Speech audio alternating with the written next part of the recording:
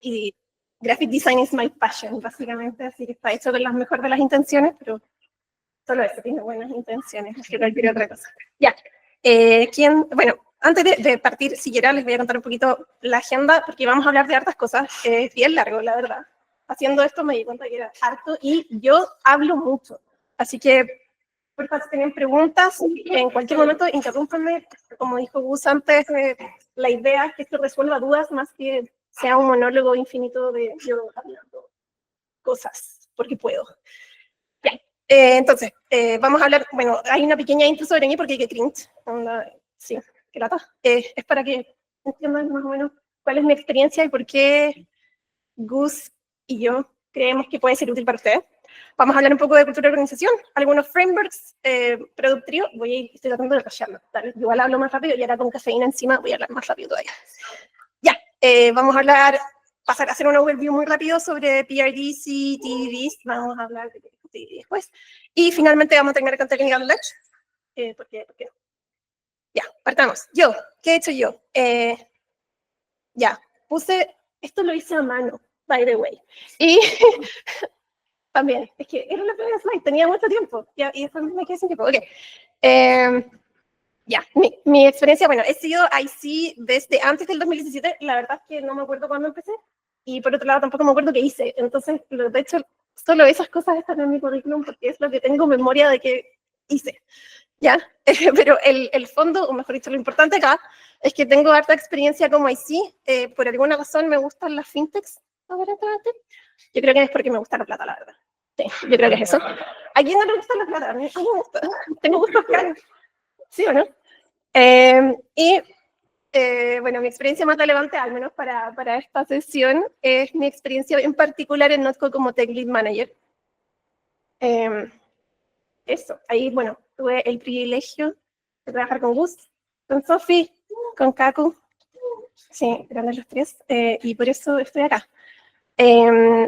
Trabajé en Notco como un poco más de 2 años, después me tomé un año sabático y ayer, recién, firmé mi contrato como Engineering Manager, así que desde ahora debería empezar a decir que soy Engineering Manager, pero dado que esto fue ayer, no iba a rehacer este slide, quedó.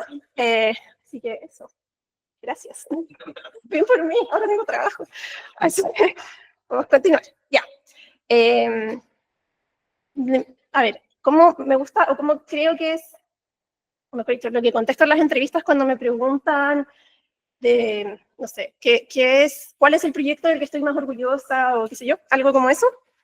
En general siempre respondo con el progreso que vi en mi equipo en Notco desde que llegué hasta mi último día el año pasado.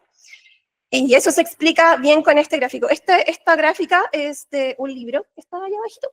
No tiene mucho contraste, pero bueno, tomé la decisión, en fin, muy recomendado todo esto. El libro se llama An Elegant Puzzle, Systems of Engineering Management, de Will Larson, muy recomendado si les interesa aprender un poquito más de Engineering Management. Pero lo importante de esto es que divide el estado del equipo en 4 fases, y como les decía, mi orgullo máximo, y lo que respondo en las entrevistas, es que logré que mi equipo pasara de falling behind a innovating, casi. Pero hice lo que pude, y llegamos hasta allá. O sea, salimos de ser esto lo dije hace poco en una entrevista, dije que era, cuando llegué me llevaron un poquito engañada a Chillán, la verdad. Y mi equipo, el estado de mi equipo en general era un basural en llamas. Era terrible, la verdad. Sí, de ahí el engaño, de ahí que está Chillán. Nada contra Chillán, by the way. Entonces, ¿qué significa más o menos cada una de estas fases? La primera, falling behind, creo que es un poco autoexplicativa, pero al menos en los puntos que toca el autor en este libro en particular, se refiere a que el backlog nunca decrece, o sea, el backlog como que solo aumenta en el tiempo. El equipo, aún trabajando mucho, no es capaz de demostrar progreso significativo. O sea, están cada vez más hundidos por el peso de este backlog. Eso obviamente impacta la moral. Y finalmente, el impacto en el producto es que hay usuarios insatisfechos con el producto en sí mismo y porque ya no confían en que los van a atender, básicamente. Mi equipo particular tenía más problemas que este. Pero salimos de ahí. Ya. La siguiente fase, Trading Water, es cuando, bueno, estamos un poquito mejor, en el sentido de que ahora somos capaces de entregar lo mínimo necesario para seguir avanzando. Los usuarios confían un poquito más en nosotros, la moral está un poquito mejor, pero todavía no hay espacio para pagar deuda técnica. Si no hay espacio para pagar deuda técnica, no hay espacio para tomar proyectos grandes. Eso significa que todavía no tenemos suficiente slack para en realidad entregar valor, sino que estamos dando vueltas en hotfixes, fixes y en improvements chiquititos. Cuando estamos en repaying debt, bueno, también, esto se refiere netamente a tech debt. El equipo es capaz de tomar deuda técnica, en consecuencia hay espacio para trabajar en cosas más importantes. Y finalmente en innovating es cuando ya tenemos la deuda técnica bajo control, en consecuencia nuestra propia dev experience es mejor, la moral aumenta, y ahora podemos enfocarnos en entregar mejoras a los usuarios más sustanciales, proyectos más grandes, features, rediseño, cosas más locas. Nosotros llegamos hasta acá. Ya, con esta intro partamos con el primer tema que se trata de cultura y organización. Ahora, ¿por qué partí por esto? Y es porque la cultura, bueno, existe anyway, o sea, la cultura, si tú llegas a un equipo, el equipo ya trabaja, ya tiene una cultura establecida, pero creo que es importante, al menos a mí como experiencia, como aprendizaje siendo líder de equipo, es que la cultura no solo, o sea, en la práctica, mejor dicho, implica todas estas cosas. Es cómo se toman las decisiones, cómo se planifican las cosas, cómo trabaja el equipo en general. Y el cómo trabaja es responsabilidad en particular de este equipo. Okay. Y eso es, creo que es muy importante. O al menos a mí me llegó muy de golpe esta realización. Pasé de ser IC a ser tech lead y después me di cuenta que yo era la persona que tenía que ordenar las cosas y arreglar las cosas y pensar como niña grande, y mi realización fue esta. Ahora soy owner, ahora estos problemas son míos. So, es como my circus, my monkeys. Eso. Ahora son sus monkeys. Entonces, en consecuencia, la cultura y modelar la cultura es responsabilidad de nosotros como líderes, más allá del título que tengamos. Puede ser tech lead, puede ser lo que sea. Pero sí, ahora somos la persona accountable por eso. Ok, claro, la cultura, bueno, no me detuve demasiado, pero recalqué que se resume en cómo trabaja el equipo. En consecuencia, influye directamente en el producto. Obviamente, la responsabilidad del tech lead, quiero decir. No es, creo que también esto es otra de las realizaciones que tuve como early on. Ser tech lead no se reduce a un rol técnico netamente, no es exclusivo de tomar, perdón, decisiones técnicas, sino que va más allá de, no sé, de evaluar la viabilidad técnica de un proyecto. Esa es la mínima expresión de un tech lead, pero la verdad es que el tech lead es un líder más amplio que eso, y también es parte de un equipo de producto como tal. En consecuencia, influye directamente en el producto que se construye. No somos víctimas del producto, sino que en realidad somos parte de lo que se construye.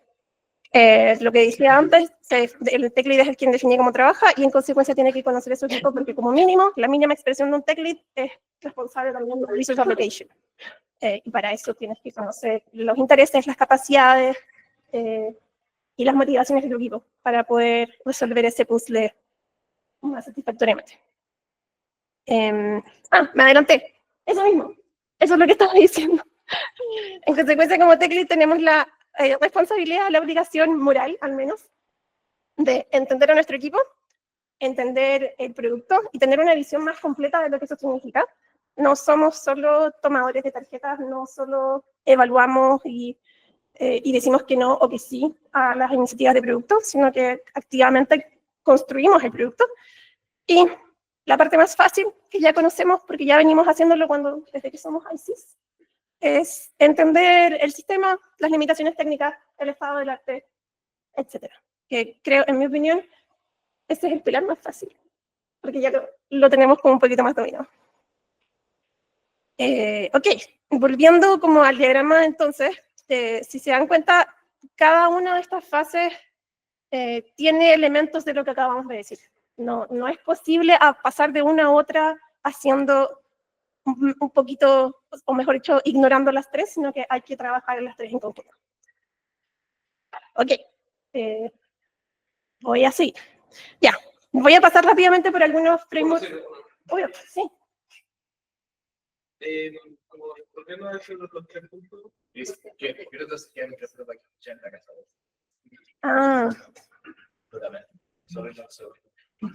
Sí, mi pregunta es como de la parte de producto. ¿Cómo interactúa eso de un engineer manager o un tech lead, siendo que además hay una persona encargada del producto y de tomar esas decisiones?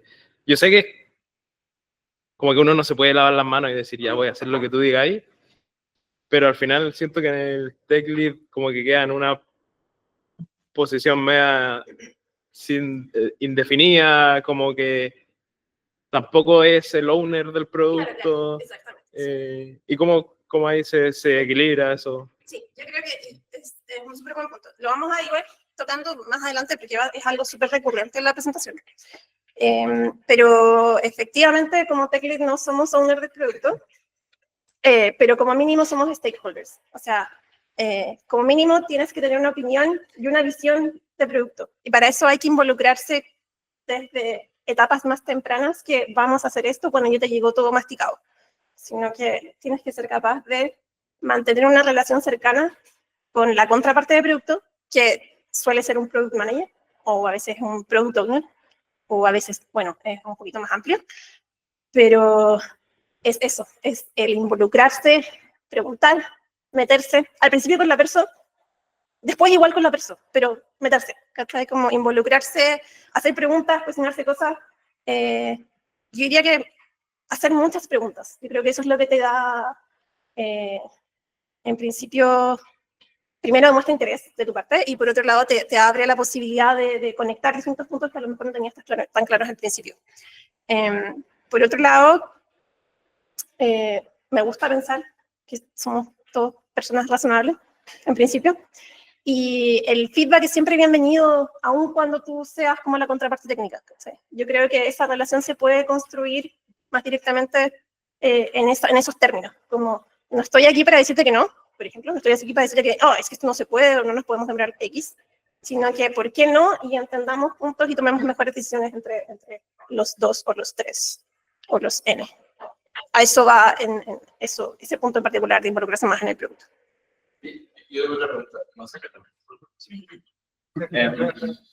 un poco en la línea, como más o menos cercano a lo que dice Chris, creo que un desafío de lo que está acá es hacerse cargo de la motivación del equipo, hacerse cargo, entre comillas, como que no tiene que ser tampoco no sé, el psicólogo de la motivación del equipo, pero la motivación del jefe de uno siempre es mejorar un KPI o que el producto tenga más conversión o la payasada que sea.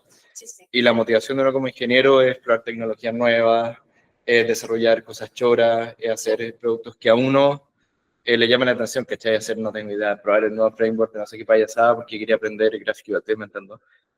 ¿Qué herramientas y cosas tenéis como para traducir motivaciones de uno a las motivaciones del otro? ¿Cómo te ha tocado hacerlo? Ya, creo que eso toca justo el punto de conocer al equipo. Porque en realidad tú eres el responsable, como mínimo eres el responsable de asignar las personas a proyectos. En consecuencia, ese es uno de los factores que tienes que tener en consideración. El otro es que, por ejemplo, en los proyectos desafiantes no siempre le lleguen a la misma persona. Es algo que también suele ocurrir, como que tienes una persona que performa muy bien y que suele ser la persona que resuelve cosas, que lo hace muy rápido, que lo hace muy bien, lo que sea. Es también tu deber como tech lead estar muy atento a esas cosas al final. Tú probablemente no eres manager, podrías serlo, de los miembros de tu equipo, pero aún así tienes que tener la visión de esas 3 cosas, motivación, intereses, capacidades. Y tu input, me gusta pensar, insisto, que es bienvenido, y si no lo es, tienes que hacerte escuchar. Creo que eso puede ser un poquito más complicado, dependiendo del ecosistema en el que estés, pero tiene mucho que ver con eso. Ahora, si bien, insisto, no eres el manager necesariamente del equipo, pero la motivación, las capacidades, bueno, etcétera, como el estado del equipo, es también tu responsabilidad. Entonces, sí. ¿Alguna otra pregunta sobre esto? Probablemente lo vamos a iterar más adelante en otro contexto, pero va a volver a salir. Ya, voy así. Ya, ok. Vamos a repasar algunos, bueno, estos 3 frameworks en particular. voy a tratar de pasar muy rápido por Scrum y ahí más o menos un Kanban y vamos a hablar un poquito más de ShapeUp. Disclaimer. Vamos a hablar de frameworks porque en realidad, dado que el tech lead es quien define cómo se trabaja, tenemos que tener nociones de cómo se trabaja. Ok, sobre Scrum. Lo básico de Scrum, tenemos ciclos fijos, cortos, usualmente son 2 semanas, a veces hay 2 semanas y 1 semana de cooldown, lo que sea, la variedad de Scrum que ojalá le sirva al equipo. Yo he visto Scrum en distintas formas, colores y sabores. A mí no me gusta Scrum, pero bueno. Disclaimer, ya, pero da lo mismo. Más allá de eso, ya, Scrum además define roles particulares. Hay un PO, hay un Scrum Master y la contraparte técnica que es todo el equipo. La figura de Tech Lead no aparece directamente como una figura de Scrum, no significa que no exista, pero no es parte del framework como tal. También define varias ceremonias, dailies, plannings, groomings, bla, bla, bla, etc. Distintas formas de hacer sprint review cada final de sprint. Y las métricas que usualmente se revisan como parte del sprint review o que el Scrum Master está monitoreando son velocity y estos burn down o burn up charts que también se construyen con la velocity promedio y bla, bla, bla, bla. En fin, creo que, bueno, no voy a crear nada. En realidad, creo que esto es más conocido para todos, pero si quieren detenerse un poquito más, lo podemos hacer. Importante acá de Scrum es que no es solo cómo organizar tareas, sino que en realidad define una estructura muy macro en términos de las tareas, el equipo y unas prácticas más concretas para seguir. A diferencia de los otros frameworks que vamos a ver más adelante.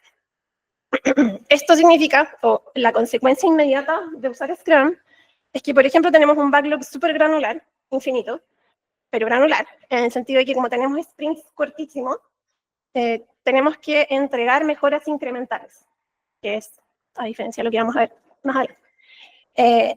Si entregamos mejoras incrementales, entonces tenemos que tener tareas más granulares. En consecuencia, proyectos más pequeños en scope. Usualmente funciona muy bien para tareas de mejora continua, proyectos que se pueden dividir en milestones muy concretos, muy chiquititos, y además da la tranquilidad a los higher-ups de que cada 2 semanas va a haber una entrega y va a haber una ceremonia donde todos vamos a estar a decir, bien, entregamos esto y vamos a hacer una demo en volada o vamos a revisar los gráficos, lo que sea. Pero va a haber algún tipo de entrega un poco más formal cada 2 semanas y vamos a estar, si seguimos siguiendo la metodología de Scrum, vamos a entregar valor al usuario o al cliente cada 2 semanas.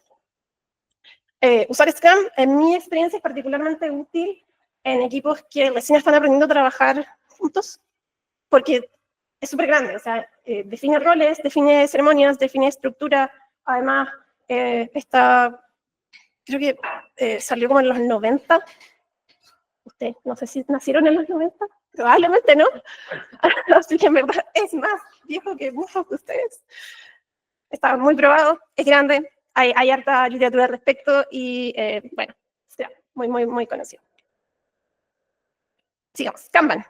A diferencia de Scrum, Kanban en realidad es un poquito más lean, es un poquito más chiquito, y no tiene ciclos, sino que es como que la idea de Kanban es visibilizar el trabajo y que ese trabajo se sienta como un flujo continuo. O sea, las tareas salen, o sea, se toman, se hace pull del backlog, se empiezan, se terminan, se empiezan y se terminan, no se abandonan, se empiezan y se terminan, y una vez que alguien terminó una tarea, toma otra y sigue. Por lo tanto, no hay ciclos, no hay coordinación entre las personas que están ahí, y no define como muchas más estructura ni a nivel de equipo, ni de ceremonias, ni nada más alrededor de eso.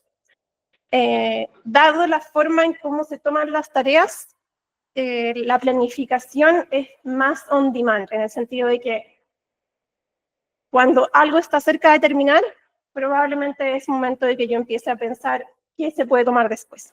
Y en ese momento voy a priorizar y voy a planificar al respecto. A diferencia de Scrum, donde hay ceremonias particulares e hitos particulares para hacer la planning, en Kanban es como se va refinando el backlog on demand. La metodología exige en el papel que haya un máximo de tareas en progreso de forma que las tareas se empiecen y se terminen. sea, no se puede devolver nada, y que una persona, por ejemplo, una restricción puede ser una persona, una tarea, y no puede tener más de una en progreso. En progreso significa que la saqué del backlog y la empecé de alguna forma y todavía no la entrego.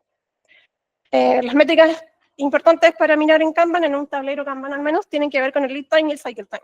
¿Son ligeramente distintas? Vamos a ver un poquito más.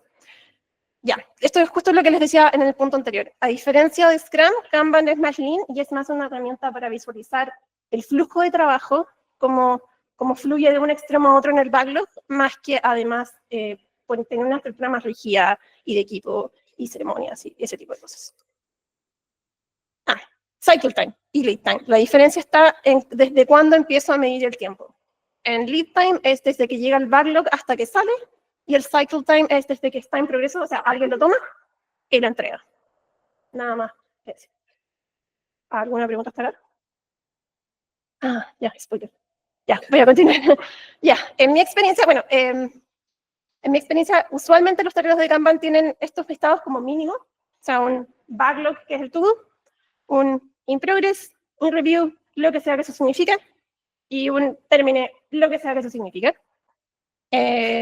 O sea, esto probablemente, yo lo hago conmigo misma, o sea, yo tengo mi propio Kanban de la vida porque me gusta, no sé, encuentro que son más fáciles de llevar que una checklist, ponte tú. Me gusta tener como la distinción. Pero en mi experiencia, al menos liderando equipos, creo que es súper útil además incluir al menos un estado intermedio para marcar la diferencia entre el definition of ready y el definition of done. Definition of ready, bueno, depende de cada equipo, pero al menos la definition of ready que teníamos en mi equipo en Notco, que iteramos en el tiempo, creo que la mantuvimos igual desde que la definimos, tenía que ver con, ya, ahora mi tarea pasó, o mi pull request pasó a staging, lo probé, necesito que lo pruebe mi product manager, para que en realidad, dado que nuestro product manager, perdón, es accountable del producto, que al menos como que pueda decir como, ya, sí, esto funciona como definimos y que sí. Y ahora sé que está pronto a pasar a producción. Una vez que esa aprobación está, ese check ya está listo, entonces pasa a done. Y ahí sí te puedes desconectar y decir como, ya, entregué mi tarea. De aquí en adelante sí está lista. Ahora sí, está lista. Ya. Eso también significa, agrega el paso adicional de que yo no puedo abandonar mis tareas en awaiting approval. O sea, yo también, así como en un code review, yo no puedo esperar que porque yo abrí la pull request, alguien la va a revisar, y si no la revisan no pasa nada, yo no hago nada. Tengo que hacer lo mismo, o sea, tengo que hacer que eso pase. Tengo que hacer que mi tarea pase de ready a done, lo que sea que eso signifique. Y el done es, bueno, ahora sí está done. Nuestro definition of done en Notco, por ejemplo, era, ahora está en producción, ahora sí está done. Pero obviamente varía de equipo a equipo. Lo importante es tener la definición explícita también en el flujo de trabajo, creo que da mucha visibilidad y ayuda también a que las cosas no queden borradas en el camino. Y más en Kanban, donde la restricción del framework es que no puedes tener más de, por ejemplo, n tareas en progreso. Ya. Reiterar lo que ya hemos conversado. Kanban se trata de modelar el flujo continuo de trabajo y variable en el sentido de que una tarjeta puede ser lo que sea. No sé, en mi experiencia al menos, se adapta mucho mejor a equipos que no necesariamente son unidades de producto en sí mismos. Por ejemplo, un equipo de plataforma tiende a usar Kanban porque en realidad las cosas llegan y hay que priorizarlas en el camino. O sea, si hay que hacer, por ejemplo, un rollback de la base de datos a la versión de ayer, eso no es como que yo vaya a juntarme y planificar, sino que va a aparecer en mi backlog y lo voy a tomar. Y probablemente voy a tener que jugar con esas prioridades. Y eso se tiene que hacer lo que sea que eso signifique. O sea, no importa si se demora 2 semanas, o 1, o días, u horas, hay que hacerlo igual. Y dado que es variable el volumen de trabajo que eso significa, Kanban creo que se adapta muy bien para ese tipo de necesidades. Eso también significa que las entregas son rápidas, o sea, porque da para que las tareas sean del tamaño que necesiten ser. Y como no hay plazo fijo, es el flujo de trabajo y las cosas van a salir. O sea, tienes que tener, mejor dicho, lo que asegura Kanban es que una vez que algo se prioriza, va a salir, porque no se puede volver atrás. O sea, las tareas se toman y se terminan. también, a diferencia de Scrum, Kanban funciona mejor cuando el equipo ya tiene un poco más de autonomía y disciplina en cómo organizar su propio trabajo. O sea, si no hay, o mejor dicho, si no hay una disciplina mínima o un entendimiento común en el equipo, probablemente este no es el framework que va a funcionar. Probablemente van a fracasar, en realidad. Ya, ShapeUp. ShapeUp creo que es el más interesante porque es más nuevo, es más low lane. No se dice low lane, ya lo sé, pero es más low lane. Ok, ShapeUp tiene un poco, o en realidad es bien distinto a Scrum y Kanban. Está como en entre medio en términos como de, iba a decir como de peso, pero no quiero body shamear a ShapeUp, pero sí es un poquito más grande que Kanban y es un poquito más lean que Scrum. La semejanza que tiene con Scrum es que hay ciclos fijos, usualmente son bien largos, son de 6 semanas y tienen 2 semanas de cooldown. Tiene fases súper concretas. Allá. Bien. Pues, ya. Tiene fases bien concretas, es shaping, bedding y building. Bedding no es una fase en sí misma, sino que es de hecho es una reunión particular en donde se revisan todos los pitches y se eligen los que se van a priorizar en el siguiente ciclo. O sea, es como una fase, sí, pero no toma tiempo, en realidad es un evento. Por otro lado, las fases importantes son shaping y building, que sí ocurren en tracks paralelos. O sea, el equipo que está haciendo o trabajando en building no necesariamente está escribiendo pitches. De eso se trata shaping. Shaping es escribir pitches, involucrar a la gente que necesito, porque necesito su conocimiento o su opinión en mi pitch. Y por otro lado, building es, bueno, hacer la pega, ¿verdad? Ya implementar la feature o qué sé yo, hacer los diseños, etc. Está basado en pitches. Los pitches son documentos, podrían ser similares a un PRD, pero tienen otro objetivo. Son un poquito más lean, porque el objetivo en realidad no es que estén 100% listos para que se tomen, sino que, dado que hay una etapa de vetting, el pitch busca convencer de que vale la pena dedicarle 6 semanas a este proyecto en este momento. Ya, esa es la distinción un poquito con el PRD. Lo que sí tienen en común es que sí limitan una ventana de tiempo. La ventana de tiempo en ShapeUp es el apetito, porque el apetito es fijo, pero el scope es variable. Eso significa que definimos un scope que dado que no tenemos como la definición perfecta aún, dado lo que sabemos, dado el pitch que escribimos y no sé, la información que hemos recolectado hasta empezar el siguiente ciclo, creemos que en ese apetito somos capaces de entregar esa unidad, ese proyecto en particular. Los pitches no son lo mismo que el backlog. ShapeUp no se trata de construir un backlog escrito en pitches, sino que de ciclo a ciclo, lo que pasa en la vetting, se llevan a la vetting table, se llama esta ceremonia, es que se evalúan, o mejor dicho, cada persona que escribe su pitch, lo escribe en ese momento, o lo lleva a la vetting table en ese momento, porque en ese contexto hace sentido tal vez que lo tomemos. Tenemos que tomar una decisión al respecto, hay un consenso al respecto. Ya, consenso, sí, esto no es una democracia, todos lo sabemos, ¿sí? Pero hay algo de convencer que podemos hacer, hay algo de lobby que podemos hacer. Entonces, no se trata de revisar el backlog de pitches y decir, ah, este sí, ahora sí, y este otro que estaba acá abajo también. No, es la snapshot del ciclo. O sea, son 4 o 5 pitches, pero no son 20, no son 10. Esa es la diferencia entre tener un conjunto de pitches y un backlog en este sentido. Ya, los ciclos de ShapeUp son ciclos de apuestas, porque eso significa betting. Y el equipo es dueño de la ejecución de ese proyecto y de la definición del scope y de más cosas todavía. A diferencia de los otros dos frameworks, el equipo tiene mucha más autonomía y funciona como una célula en sí mismo. O sea, el equipo es capaz de definir o determinar el scope del proyecto que toman, del pitch que se va a ejecutar, y decir qué partes sí, definir milestones, hacer scope handling, y además decir cómo.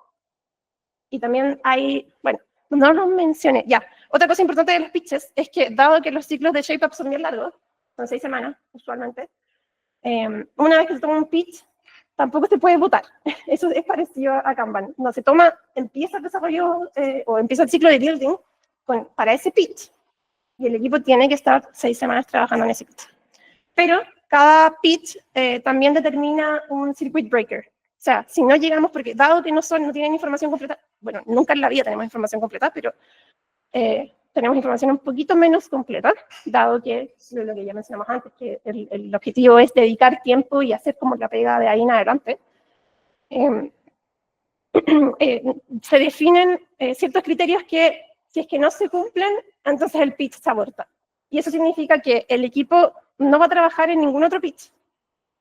Y hay algunas formas de manejarlo, o sea, hay alternativas. La alternativa 1 es que lleguen hasta usar las 6 semanas como en iterar el pitch, en encontrar o definir los rabbit holes que lo llevaron a activar este circuit breaker, o abortar directamente el pitch y trabajar como en las siguientes semanas como si fueran cooldown. Las semanas de cooldown usualmente se usan para deuda técnica, por ejemplo. Es lo que he visto también en mi experiencia. Entonces podemos adelantar eso. Si estamos en la semana 3 y nos dimos cuenta de que ya no tiene vuelta, podemos abortar, dejarlo al lado. O sea, el equipo es dueño de tomar esa decisión. Hay que explicar por qué. Somos accountable del pitch que estamos tomando. Y de ahí en adelante, las siguientes 5 semanas trabajamos en tareas de tech debt. ¿Por qué no se toma otro pitch? Porque, dado que hubo una ceremonia o un evento en particular donde se tomó la decisión de cuáles eran los pitches críticos o importantes para este ciclo de building, esa decisión no está en nuestras manos. ¿Sí? Esa decisión la tomó otra gente, a veces, y con otro contexto. Entonces, si nosotros pudiéramos tomar otro pitch, en realidad nos estamos bypassando la clave o el fondo de este framework, que es que nos pusimos de acuerdo en que estas son las prioridades hoy día, de aquí a 6 semanas. ¿Entiendes? Por eso no se puede llegar y tomar otro. O sea, nos comprometimos 6 semanas, son 6 semanas en que vamos a trabajar en eso. ¿Ya? Sí. Fíjate si podría dar un ejemplo, una ilustración de la frase que como el apetito se mantiene, pero el scope es variable. Como cuál es la diferencia entre apetito y scope. Déjame ver si es que... Ya, vamos a hablar más de scope. Pero el apetito es el tiempo definido. O sea, el apetito es 6 semanas, por ejemplo. Yo trabajé en Buda, ni siquiera lo mencioné, trabajé en Buda. En Buda usamos ShapeUp. Y en su momento, claro, nuestro ciclo de ShapeUp duraban 6 semanas con 2 semanas de cooldown. Y en un momento nos dimos cuenta y propusimos tener ciclos, o mejor dicho, pitches, que fueran de 4 semanas. Que les decíamos baby pitches, por alguna razón. Y whatever.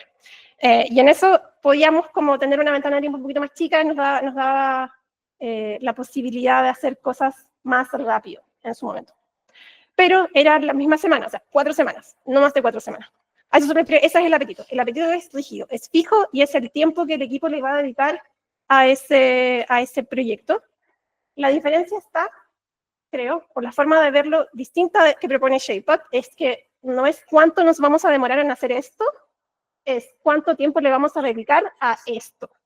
¿Se entiende? Ya no es estima cuánto te vas a demorar, sino es le vamos a dedicar estas semanas.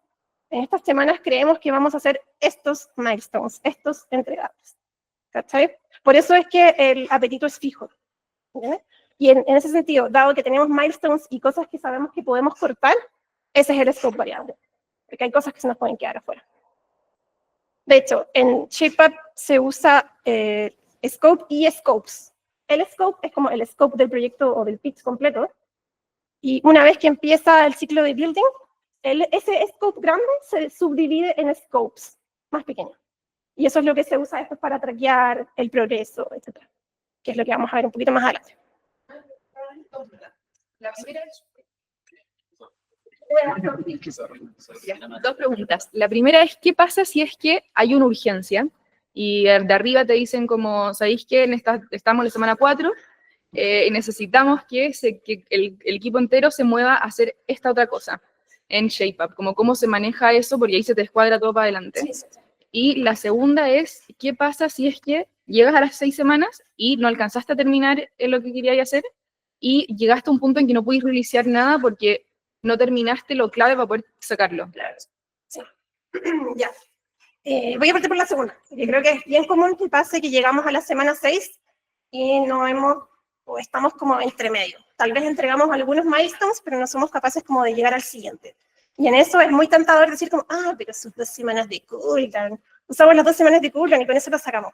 Ya, no. Eso no se hace. Y es porque también el framework es súper rígido en ese sentido en particular. De nuevo, el apetito es fijo y es ley y se respeta. En esta casa se respetan las reglas.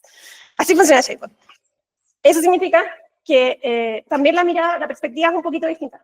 Si nos faltó algo para llegar a, lo que hay que hacer, en vez de extender el tiempo, es comparar lo que nos faltó, pero con el baseline, no con lo que podría ser. Creo que eso cambia las cosas. O sea, como decir como, la experiencia de usuario sería tanto mejor si esto tuviera una animación, o si estas slides tuvieran un diseño. ¿Podrían ser todas blancas? ¿Sí? Sí. ¿Se entrega lo mismo? Sí. Entonces, como que la comparación es, insisto, con el baseline, no con la promesa de lo que podríamos haber construido. ¿Entiendes? En ese sentido, si no llegamos a entregar algo, significa que entregamos valor hasta aquí. Tal vez no hasta acá, pero hasta aquí ya agregamos valor. Y con eso está ok. El framework funciona. ¿Y qué ocurre el remanente de valor? Vamos a llegar a eso. Sí, esta parte es lo siguiente. ¿Cachai? Como cada ciclo de Shaper funciona en esto de apostar por iniciativas, y lo que queda podemos, o lo botamos a la basura y decimos como ya, al final nuestra entregarle va a llegar hasta aquí, que es lo que estábamos conversando con Sofía, o si de verdad estamos convencidísimos de que es necesario construir lo que nos faltó, por ejemplo, hacemos un nuevo pitch solo con eso. Y ese pitch ahora pasa de nuevo como al ciclo de shaping, y de nuevo entra, o podría entrar, a este ciclo de betting otra vez, y ahí vamos a evaluar contra otras iniciativas si es que vale la pena invertir tiempo en eso o no. Eso significa que es súper transparente en el sentido de que las cosas, como no se arrastran de un ciclo a otro, se evalúan en el contexto actual del equipo y de la compañía. ¿Sí? Puede ser que hace 6 semanas, perdón, puede ser que hace 6 semanas hacer todo el scope que definimos en el pitch era súper importante, pero puede ser que hoy día ya no, a lo mejor con lo que alcanzamos a entregar es suficiente. Y tenemos que poder dormir tranquilos con eso. ¿Sí? Y eso significa que el framework nos asegura que, dado que va a haber una instancia donde vamos a comparar lo que nos faltó con todo lo que en verdad podríamos hacer, tal vez se cae y tal vez no es tan importante. ¿Sí? Y está bien, para eso es. Esa es la gracia de ShapeUp al final del día. La otra pregunta se me olvidó. Y a las 4 semanas el líder te dice, ya, eso no debería pasar. O mejor dicho, de hecho leí también, porque yo igual dije lo mismo, porque lo he visto, ¿sabes? Porque en la práctica es como bien difícil decir como, no, es que ya comprometimos 6 semanas, vamos a estar 6 semanas en esto, ¿sabes? Pero al menos, se me olvidó cómo se llama la empresa. Bueno, los dueños de ShapeUp. Basecamp. La filosofía de Basecamp es como, oye, pero si nos comprometimos con esto, ¿cómo no eres capaz de comprometerte 6 semanas? ¿Qué te pasa? ¿Cachai? Si hace 6 semanas o hace 4 semanas esto era importante, ¿cachai? ¿Qué cambió? ¿Qué cambió en 4 semanas que es tan crítico? Sí, yo igual creo que debe haber un poquito de flexibilidad, y yo haría exactamente lo mismo a que si hubiésemos llegado como a este punto de como o el circuit breaker o que no entregamos todo lo que queríamos y vamos a construir un pitch nuevo. Ahora, en mi opinión, si es que hay una urgencia de este tipo como que pasa la semana 4 o en la semana 3 o en la semana que sea, yo no comprometería a mi equipo a moverlos inmediatamente, sino que también pediría un mínimo de definiciones claras para bajar la incertidumbre de lo que tenemos que hacer. Creo que es un súper buen ejercicio de, ya, ok, esto es lo que no voy a entregar, este es el pitch que voy a botar a la basura, este es el valor que ya no voy a entregar, en comparación con esto otro que entró y se coló. ¿Sí? Creo que eso también es súper importante y no es responsabilidad única del tech lead, pero el tech lead como figura, como líder de producto también, tiene que ser capaz de decir, ok, disagreement commit, ¿cachai? Esto es lo que no vamos a hacer y esta es lo que vamos a entregar en, no sé, la semana 6, ¿cachai? Versus esto otro que no estoy tan convencido de que tenga el mismo valor, por ejemplo. O tal vez sí, tal vez es una súper buena apuesta y estoy como dispuesto a, qué sé yo, comprometer mis recursos, comprometer mi equipo y hacer de nuevo como un documento, un pitch, por lo que sea, como sea que le digamos, para definir esto otro que apareció de la nada. Eso es lo que yo haría, en verdad. Eso.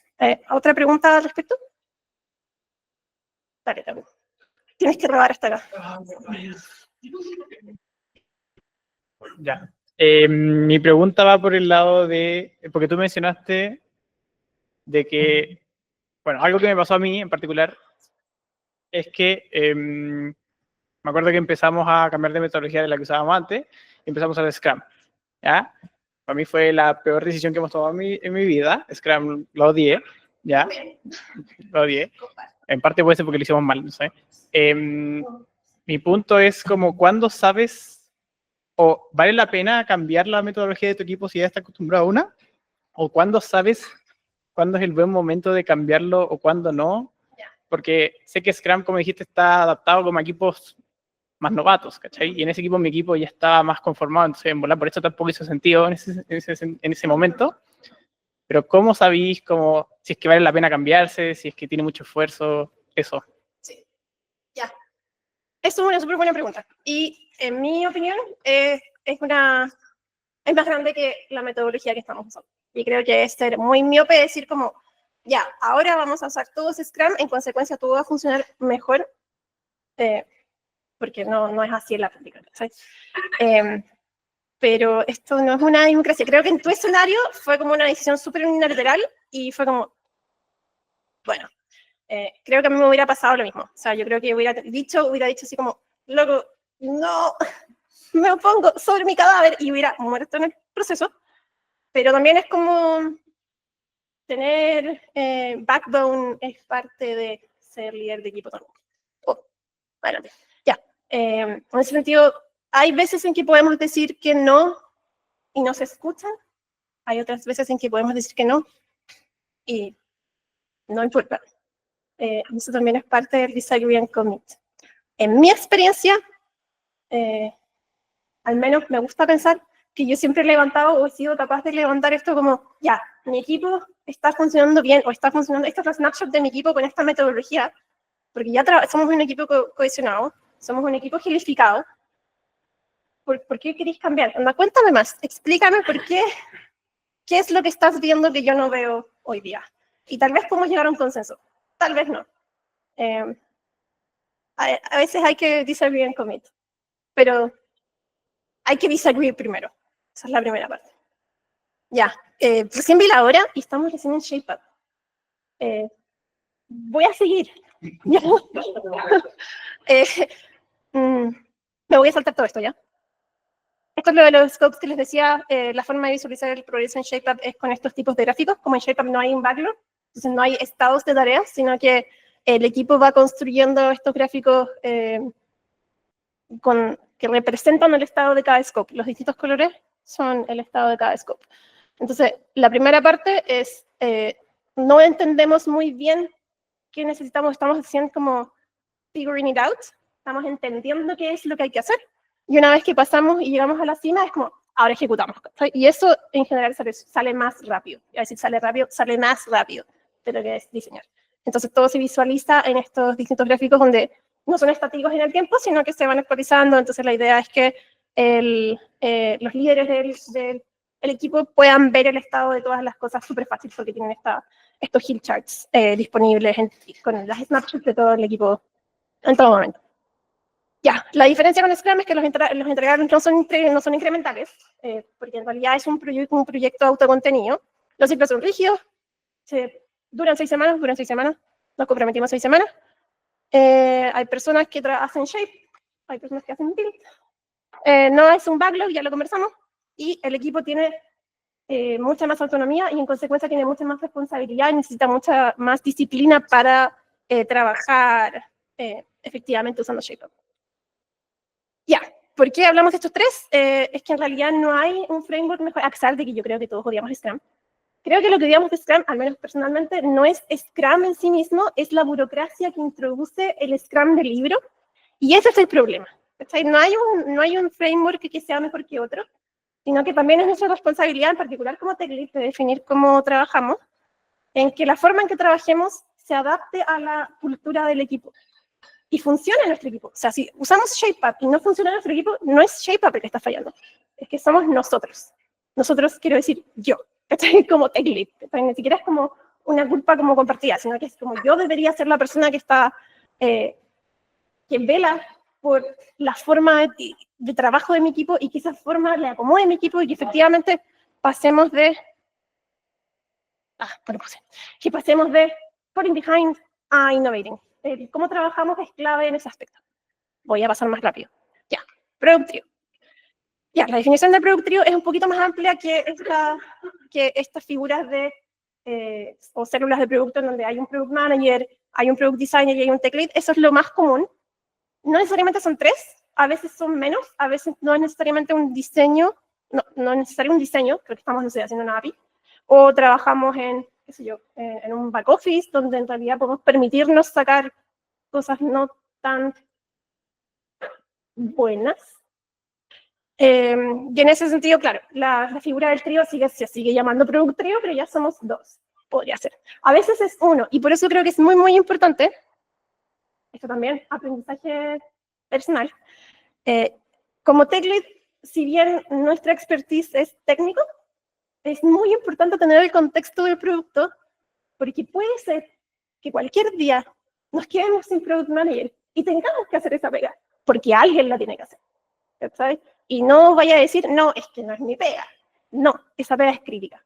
La pega de producto es crítica. El equipo no puede avanzar ni entregar valor si no hay un mínimo entendimiento del producto que estamos construyendo. Y en ese sentido, la definición del Product Trio se consolida esta idea. Es en que los tres en principio, construyen el producto en conjunto. Si bien el Product Manager siempre va a ser la persona dueña, owner del producto, entre los 3 están involucrados en todas las fases de ideación de este producto. ¿Ya? En consecuencia, no son intercambiables, no es esa la idea, pero sí que es un poco lo que dije al principio. Ser tech lead no nos convierte en tomadores de tickets, no estamos concentrados solo en la ejecución, sino que somos parte e influimos en el producto que estamos construyendo, sea lo que sea que el producto sea al final del día. Esto significa que si trabajamos con esta estructura, somos capaces de tener definiciones más claras antes. O sea, no tomamos como las definiciones de producto en el vacío, sino que ya consideraron las limitaciones técnicas, el estado del arte, el estado del sistema, la deuda técnica, a lo mejor tenemos que es súper importante como tech leads darle visibilidad a la deuda técnica y cómo impacta el producto y al negocio, y a los usuarios, etc., y a la misma moral de mi equipo. También en consideración como al momento de priorizar tareas, por ejemplo. Entonces, la idea del Product Trio es que funcionen como una célula autónoma, dado que tenemos la figura de producto y tenemos la expertise técnica en el mismo equipo, por lo tanto podemos tomar decisiones independientemente del resto de los equipos. Ese es el objetivo también. No es propio de un framework en particular, esta estructura es un poquito más, de hecho es su propio framework, vamos a ver un poquito más adelante, pero esta figura creo que es más común hoy día en muchas más empresas de lo que era hace, no sé, 10 años. Ya, esto sí me lo voy a saltar. Ya. Filo con eso.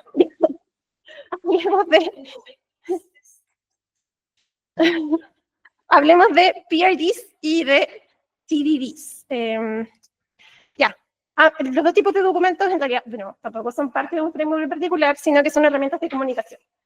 Herramientas de comunicación en el sentido de que alinean expectativas de los distintos stakeholders, delimitan un scope, un apetito, ventana de tiempo, como sea que le digamos, y obviamente, dado que tenemos acuerdos escritos, reducen incertidumbre y estamos todos en la misma página. Ese es el objetivo de los distintos documentos.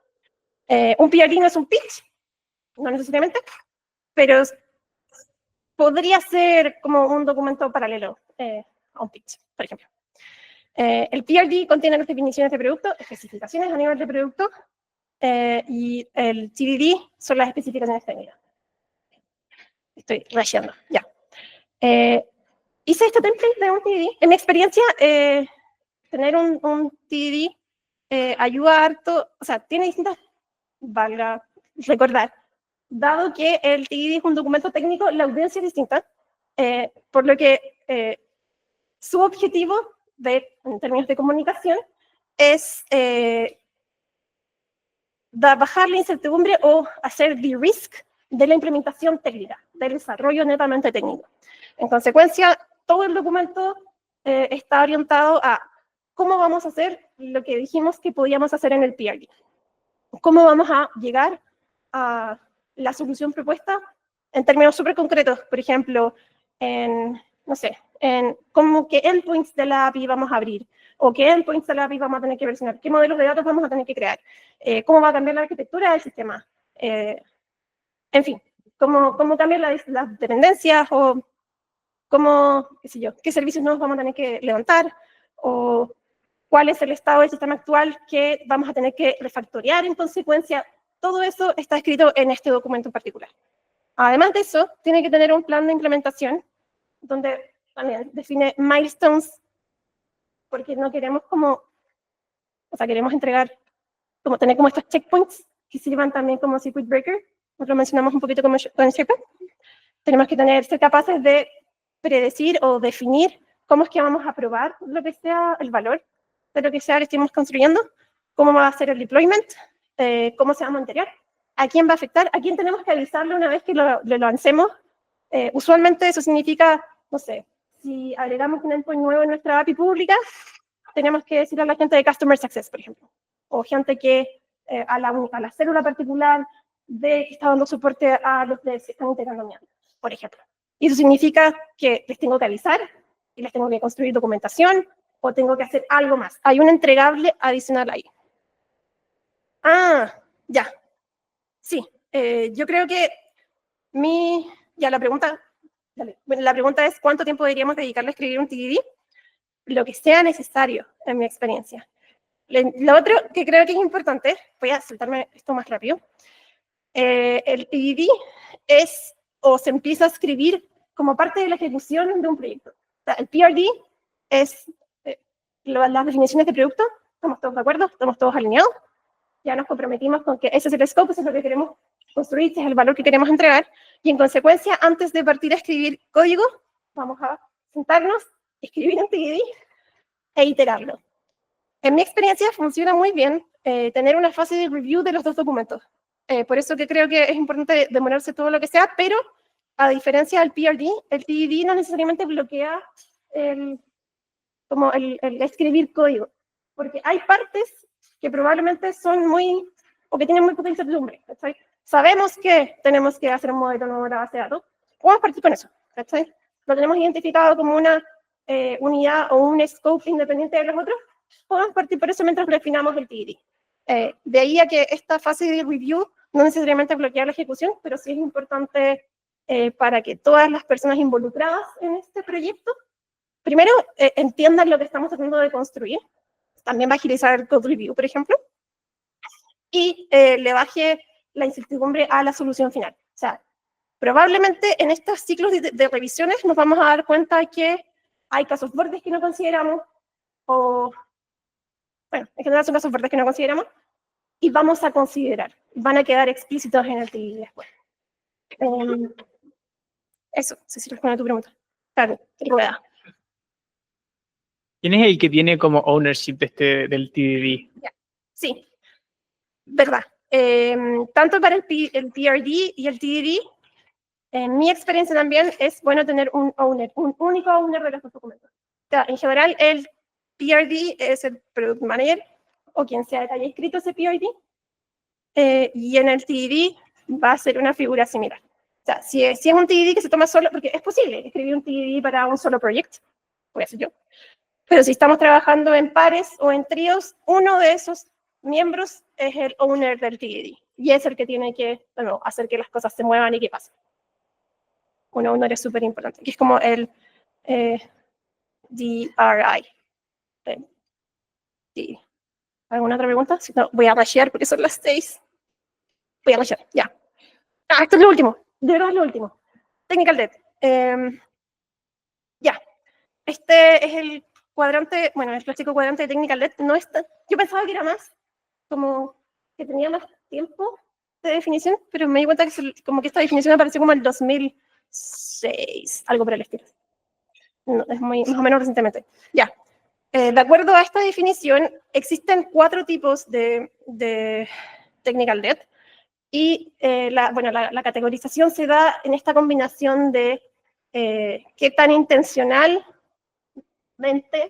apareció y qué tan prudente fue nuestro criterio para llegar a esto. Eso significa que el lado como más positivo, porque Technical Debt a todo esto no es un concepto negativo en sí mismo, no es malo tener deuda de ningún tipo, es malo ahogarse en las deudas, sí.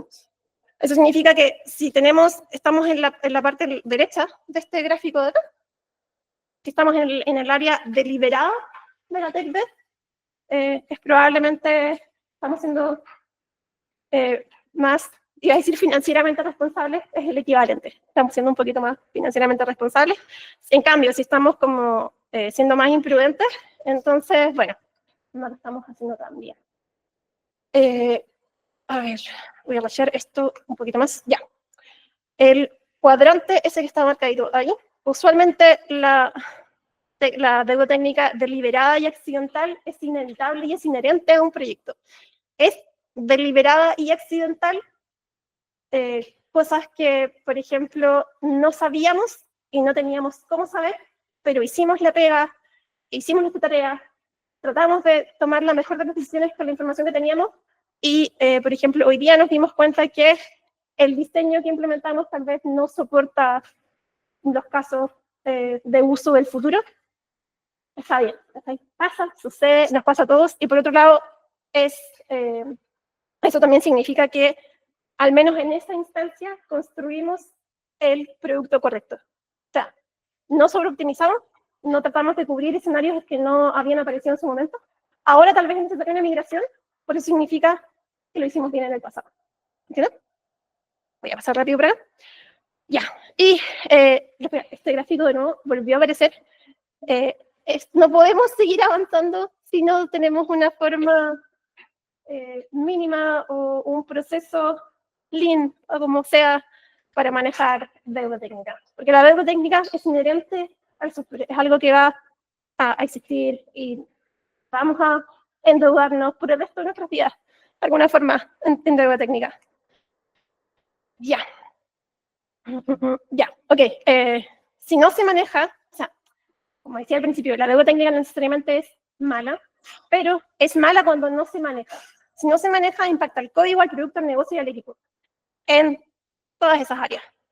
Nuestro valor como tech leads también está en poder visibilizar esto. O sea, va más allá de decir como, es que tenemos que migrar o tenemos que hacer no sé qué. Tenemos que poder explicar y convencer a nuestros distintos stakeholders de que esto es muy crítico, en consecuencia hay que dedicarle tiempo.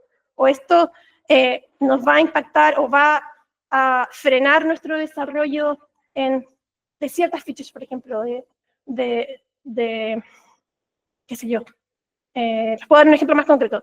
En Notco, en mi equipo en particular, partimos o nos dimos cuenta muy pronto de que la base de datos que habíamos usado, que habían elegido por nosotros en el pasado, no soportaba features que queríamos construir en el futuro. Y nos bancamos trabajar con esa base de datos un rato en función de dar la agilidad de entregar valor en el momento, dado que hacer la migración de la base de datos en el pasado no era tan urgente o no era tan importante versus entregar features o construir, qué sé yo, o mejorar otras cosas. ¿Ya? Llegó un momento en que ya nos pilló y cuando empezamos a discutir nuevos features sobre este mismo sistema, fue como, ya, wow, esto de verdad no se puede, créeme, no se puede, o me voy a demorar mucho porque tengo que hackear esto y esto otro. En consecuencia, 6 semanas, por ejemplo, tal vez no son suficientes, tal vez necesito 8. Pero de verdad, lo que sí me gustaría hacer a mí es que nos dediquemos a hacer esta migración, ¿cachai? Y esta migración va a desbloquear todas estas otras cosas. Y en su momento trabajamos en eso. O sea, no paramos todo, porque ese fue el trade-off. Dejamos un cohort de 3 personas trabajando exclusivamente en la migración de la base de datos, mientras trabajamos en otras cosas por el costado.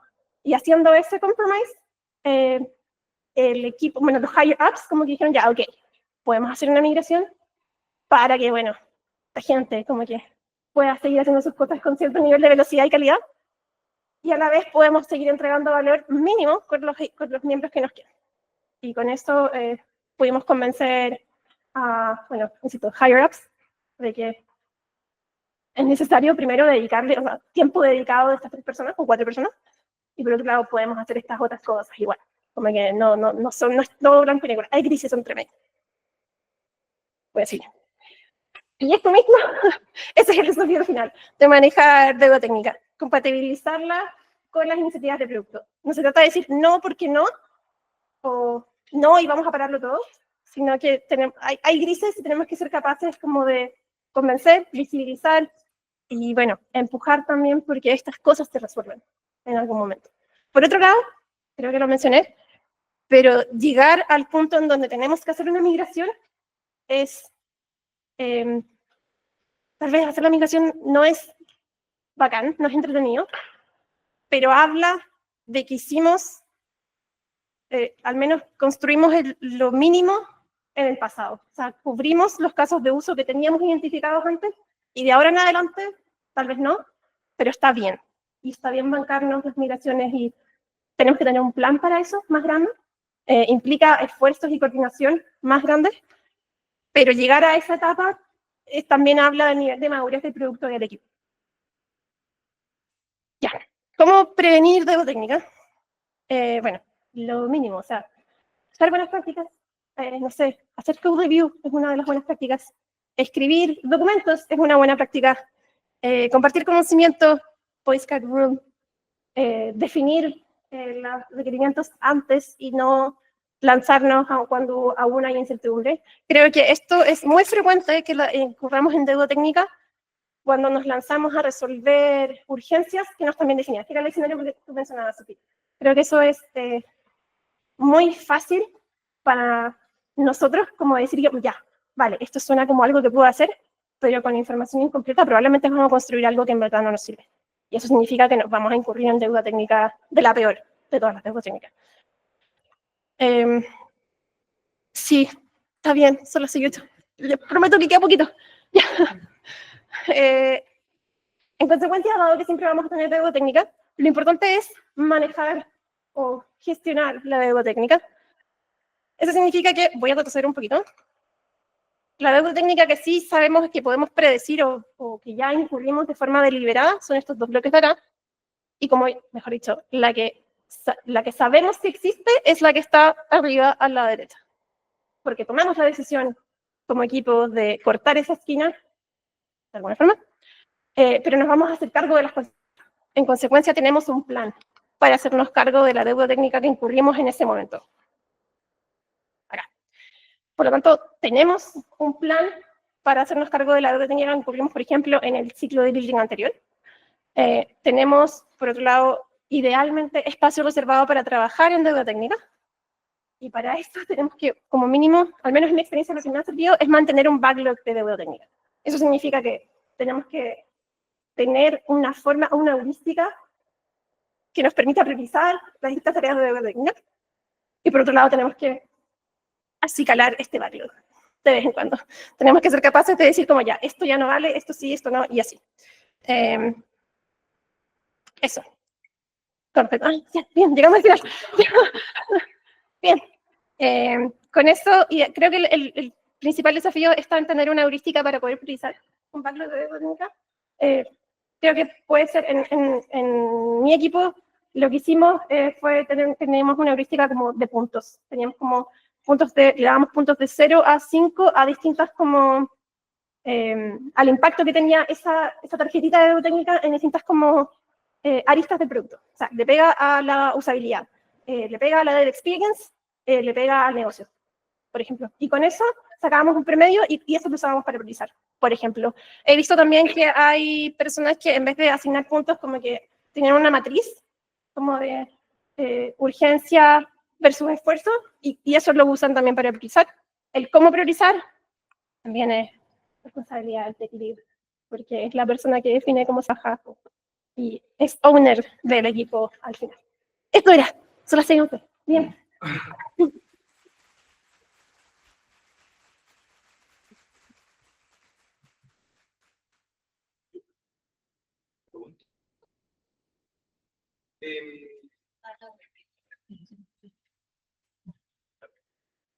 Sí, sobre la deuda técnica.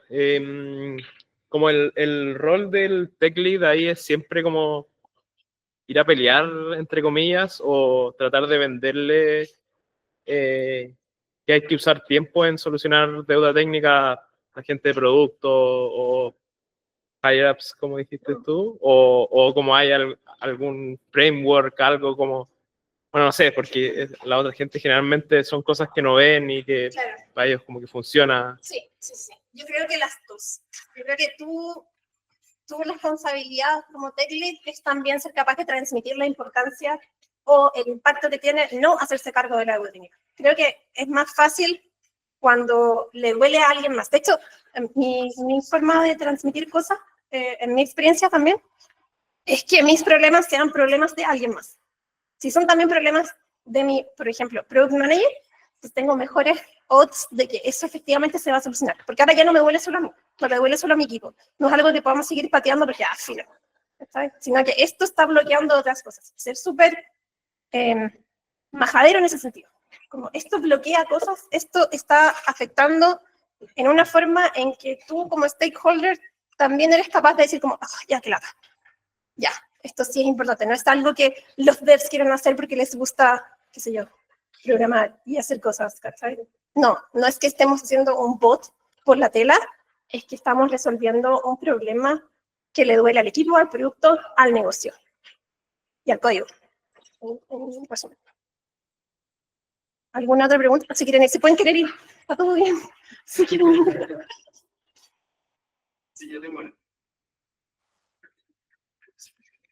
Pero quisiera como abordar un poquito más el tema de cómo negociar, como por ejemplo esos términos, pero también más que nada como líder técnico puedes hacer que se forjen más líderes y no se concentre el conocimiento en personas específicas. Ya. Sí, sí, sí. Estilos de conocimientos creo que son bien comunes. De hecho, en mi experiencia también, cuando yo recién llegué, bueno, a Chillán, en Chillán también había estilos de conocimiento, y en su momento la forma, creo que más práctica que encontré como de repartir el conocimiento fue tener como reglas como culturales del equipo. Por ejemplo, las conversaciones técnicas no las tengamos en DMs, tengámoslas ahora en canales abiertos de Slack, por ejemplo. De esa forma, si bien a lo mejor no van a participar todas las personas, pero al menos le damos visibilidad a una conversación y a una decisión que antes se hubiese tomado sin que nadie más se enterara. Lo otro, documentar cosas, porque hay que documentar, escribir documentos es una forma de comunicar este tipo y de democratizar el conocimiento también. Y en eso ya, por ejemplo, decisiones técnicas me voy a devolver un poquito al TDD, que no lo mencioné porque estaba watchándolo. El TDD y el PRD no se escriben una sola vez y después se olvidan. Al menos hay que estarlos actualizando, al menos durante el ciclo de vida del proyecto en donde estamos trabajando. Y un TDD en particular sirve mucho para democratizar el conocimiento. O sea, tomamos esta decisión por esta razón. No hicimos esto otro por esta razón. ¿Cachai? Eso al menos es como una herramienta súper concreta que nos sirve para eso. Lo otro, como líder técnico, en particular, también eres líder de personas, manejas personas, aunque no seas su manager. Es lo que conversamos al principio de esto, cuando eran las 5 de la tarde. En que, dado que somos responsables del resource allocation y conocemos, hoy no puedo retroceder tanto, pero conocemos al equipo, entendemos sus motivaciones, tenemos, qué sé yo, one-on-ones con todos de vez en cuando, tenemos retros porque somos gente razonable y nos gusta recibir feedback, somos capaces también de apostar por el crecimiento profesional de nuestro equipo. Eso significa que los desafíos técnicos no solo le van a llegar a la misma persona, porque es la persona que lo hace rápido. Probablemente Bueno, ya, esto sí lo puedo decir. También en mi experiencia, lo que yo he hecho en el pasado es asignar pares a los proyectos. Y tal vez va a estar esta persona que me resuelve las cosas súper rápido, pero va a estar con esta persona que no tiene experiencia haciendo eso. Y después voy a tener a esta persona que hace todo súper rápido, trabajando con esta otra persona. Y así. Y probablemente lo voy a rotar con todo el equipo. Y cuando ya se dé la vuelta, algo de esta persona va a ver en todo el resto de mi equipo. Y así. Creo que es súper una forma como muy eficaz de transferir conocimiento y de hacer que todo el equipo crezca y no solo concentrarte en individuos particulares, es hacerlos trabajar en pares. En mi experiencia funciona mucho mejor que la gente trabaje en pares, independiente del tamaño del proyecto. O sea, prefiero que se demoren menos, por ejemplo, o ampliar el scope para que usen toda la ventana de tiempo, a que trabajen en proyectos solos, porque precisamente es una súper buena oportunidad para que el equipo crezca también. Y eso también va a hacer que las personas crezcan individualmente. ¿Está? Y con eso también puedes apoyar como la carrera profesional de las personas. Por ejemplo, estereotipo. Ya. Ahora sí. No, pueden haber más preguntas. O sea, yo tengo tiempo. Yo no tengo, bueno, diga decir, no tengo trabajo. Tengo trabajo, pero no todavía. Una duda con respecto al TDD, realmente si bien hay un owner, que sería el tech lead, dijera, también un documento colaborativo, ¿no? Hay otras cosas que pueden publicarse. De hecho, yo diría que el TDD, el owner del TDD, no necesariamente es el tech lead. Yo diría que el owner del TDD es la persona que tiene asignado, es la persona que tiene asignado el proyecto, porque es parte de la ejecución del proyecto. ¿Cachai? Y también, otra forma también de que las personas y los individuos crezcan, tengan que escribir un documento técnico.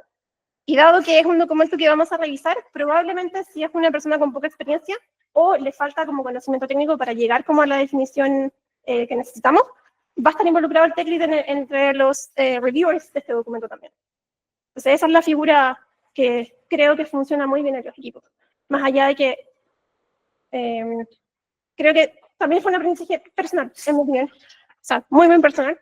El tech lead no es la persona que resuelve todo, pero hay que dar espacio para que la gente tenga sus propios problemas y encuentre sus propias soluciones.